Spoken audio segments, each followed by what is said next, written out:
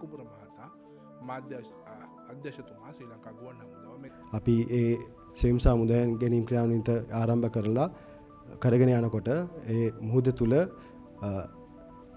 දී සිටි පිරිසක් බේරා ගැනීමට හැකියාව ලැබුණා.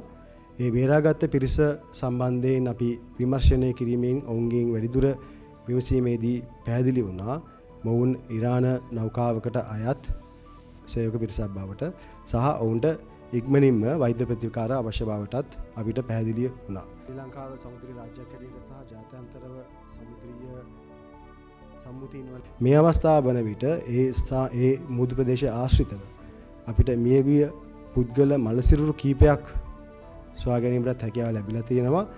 මේ මලසිරුරු මේ නෞකාවේ සේවකයන්ගේ බවට අපි සැක කරනවා. ප්‍රකාශ කරා පරිදිම මේ නෞකාව යුද නෞකාවක්.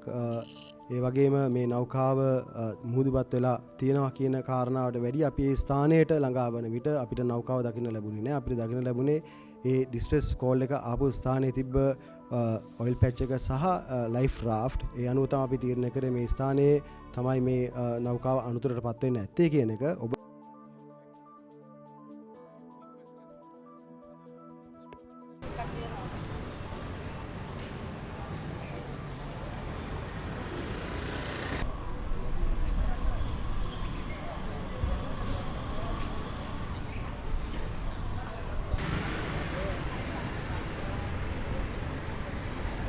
bodies යනවා කිව්වා. ඒ ලව් එක යන්නේ